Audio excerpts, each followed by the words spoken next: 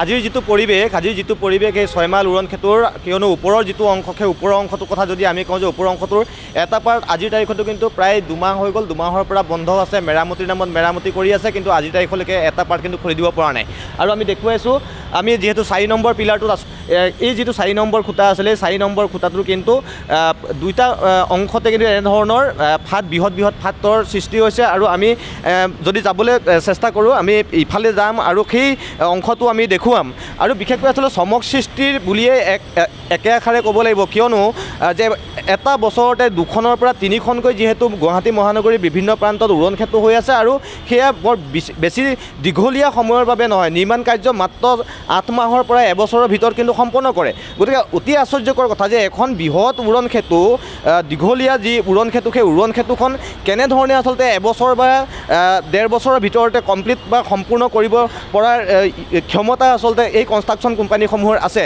আচলতে তেওঁলোকক সময় বান্ধি দিয়া হয় নেকি চৰকাৰৰ ফালৰ পৰা যে ইমানখিনি দিনৰ ভিতৰত বা ইমানখিনি সময়ৰ ভিতৰত এখন উৰণ সেতু নিৰ্মাণ কৰি দিব লাগিব, আৰু যাৰ পৰিপ্ৰেক্ষিতত ততাতৈয়াকৈ সেই নিৰ্মাণ কোম্পানীসমূহে এনেধৰণৰ উৰণ সেতু নিৰ্মাণ কৰে, আৰু যাৰ ফলত আচলতে পৰৱৰ্তী সময়ত পণবন্দী হ'বলগীয়া হয়, নিজৰ জীৱনৰ লৈ আচলতে চিন্তিত হৈ পৰিবলগীয়া হয় জনসাধাৰণ। কিয়নো অতি নিম্ন মানদণ্ডৰ কামৰ বাবে এনেধৰণৰ যে পৰিৱেশৰ সৃষ্টি হৈছে সেই কথা ইতিমধ্যে এই যি 6 মাইলৰ যিখন উৰণ সেতু সেই উৰণ সেতুৰ এনেধৰণৰ কামৰ নমুনাই কিন্তু প্ৰমাণ কৰি দিছে।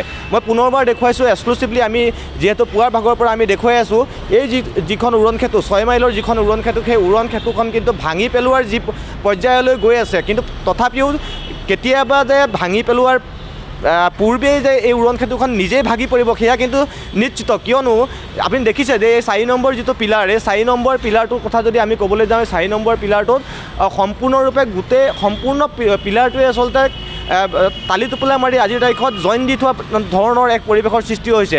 আপুনি চাওক, আপুনি যিফালে চাই প্ৰতিটো অংশতে এনেধৰণে কিন্তু টাপলি মৰা পৰিলক্ষিত হৈছে। আৰু তাৰ সমান্তৰালকৈ যদি আমি দেখুৱাব পাৰোঁ উৰণ সেতুখনৰ দুইটা অংশত কিন্তু যাতে বহি যাব নোৱাৰে তাৰ বাবে তেওঁলোকে এনেধৰণৰ লোহাৰৰ যি ঢোকা, সেই ঢোকা দি পেলাই এনেধৰণে তেওঁলোকে বহি যাব নোৱাৰে, তাৰ বাবে এক ছাপৰ্টৰ সৃষ্টি কৰা পৰিলক্ষিত হৈছে।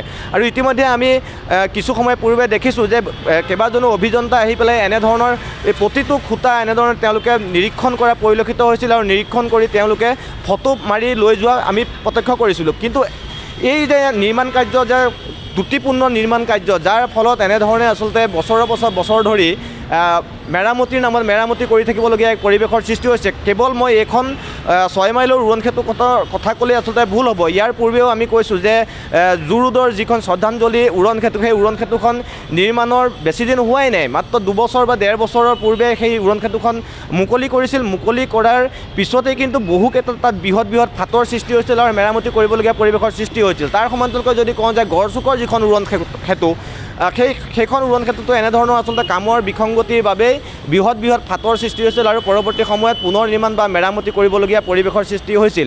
কিন্তু অতি আশ্চৰ্যকৰ কথা যে অতি ব্যস্ততাপূৰ্ণ এই যি 6 মাইলৰ উৰণ সেতুখন, এই উৰণ সেতুখন কিবা কাৰণত যদিহে এনেধৰণৰ ত্ৰুটিপূৰ্ণ নিৰ্মাণ কাৰ্যৰ বাবে ভাঙি পেলাবলগীয়া পৰিৱেশৰ সৃষ্টি হয়, কিন্তু ৰাইজৰ পানীৰ হান চৰা যে অৱস্থা হ'ব সেয়া নিশ্চিত। আৰু পুনৰবাৰ আমি এনেধৰণে দেখুৱাইছোঁ যে বৃহৎ যিবিলাক ফাট এই 6 মাইলৰ যিখন উৰণ সেতু, সেই উৰণ সেতুখনৰ যিসমূহ বৃহৎ ফাট এয়া আচলতে নিৰ্মাণ কোম্পানীসমূহৰ অতি নিম্নমানৰ কামৰ বাবেই এনেধৰণৰ যে ঘটনা আজিৰ তাৰিখত ঘটিবলৈ সক্ষম হৈছে। মাত্ৰ 16 বছৰ হৈছে, মাত্ৰ 16 বছৰৰ আয়ুস হোৱা এইখন 6 মাইলৰ উৰণ সেতুৰ আজিৰ অৱস্থা এনেধৰণৰ। গতিকে এই উৰণ সেতুসমূহৰ বছৰৰ পাছত বছৰ ধৰি এনেধৰণে যে নিৰ্মাণ কৰি আছে, এটা বছৰতে 2খনৰ পৰা 3খন গুৱাহাটী মহানগৰীৰ বিভিন্ন প্ৰান্তত যিসমূহ উৰণ সেতু নিৰ্মাণ হৈ আছে, সেই নিৰ্মাণ কাৰ্য সম্পন্ন কৰা যিসমূহ নিৰ্মাণ গোষ্ঠী বা নিৰ্মাণ কোম্পানী, সেই নিৰ্মাণ কোম্পানীসমূহক আচলতে চৰকাৰে নাকি লগাব কিয় পৰা নাই? অতি নিম্ন মানদণ্ডৰ এনেধৰণৰ প্ৰমাণ দি দিয়াৰ পাছতো কিয় আচলতে সেই কোম্পানীসমূহক তেওঁলোকে বা সেই কনষ্ট্ৰাকশ্যন কোম্পানীসমূহক তেওঁলোকে নিজৰ দখললৈ আনিব পৰা নাই? চৰকাৰে তেওঁলোকক কিয় নাকি লগাব পৰা নাই? সেয়া কিন্তু অতি বিচাৰ্যকৰ কথা।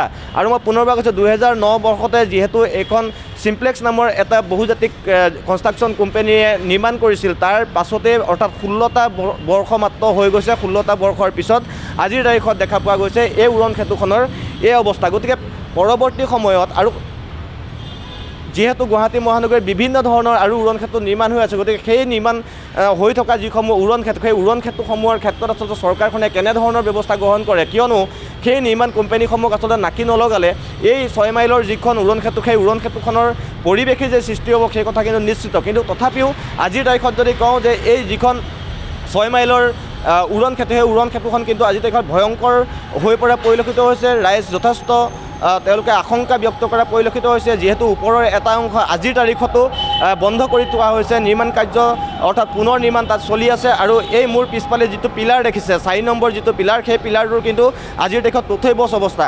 আৰু এটা কথা যদি আমি এই মুহূৰ্তত কওঁ যে এই পিলাৰটোৰ ঠিক আগৰ অৰ্থাৎ 3 নম্বৰ যিটো পিলাৰ, সেই 3 নম্বৰ পিলাৰটো কিন্তু বিগত বৰ্ষত মেৰামতি কৰিবলগীয়া পৰিৱেশৰ সৃষ্টি হৈছিলে, তাতো কিছু বিসংগতি হৈছিলে। আৰু আজিৰ তাৰিখতো দেখা পোৱা গৈছে এনেধৰণে আচলতে এই বহি যোৱা অংশসমূহ বা ফাটি যোৱা অংশসমূহ মেৰামতিৰ বাবে এনেধৰণে ইয়াত কৰ্মচাৰীসকলে কাম কৰি থকা পৰিলক্ষিত হৈছে। গতিকে এই মুহূৰ্তত যদিও আমি কোনো নিৰ্মাণ সংস্থাৰ কোনো অভিযন্তাই হওক বা অন্যান্য কোনো বিশেষ ব্যক্তিক আমি ইয়াত লগ পোৱা নাই, তথাপিও কিন্তু এনেধৰণে আমি দেখুৱাবলৈ সক্ষম হৈছোঁ যে এই যিসমূহ টালি টোপোলা মৰা কাৰবাৰ আজিৰ তাৰিখতো চলি আছে, সেই টালি টোপোলা মৰা কাৰবাৰতো কিন্তু ফাট মেলা সৃষ্টি হৈছে। গতিকে অতি আশংকা ব্যক্ত কৰা হৈছে যে এই যিখন উৰণ ক্ষেত্ৰ 6 মাইলৰ যিখন উৰণ ক্ষেত্ৰ, সেই উৰণ ক্ষেত্ৰখনৰ যে আয়ুস তেনেই শূন্য, সেই কথা কিন্তু ইতিমধ্যেই এই উৰণ ক্ষেত্ৰখনৰ এই 4 নম্বৰ খুঁটাটোৱে কিন্তু প্ৰমাণিত কৰিছে।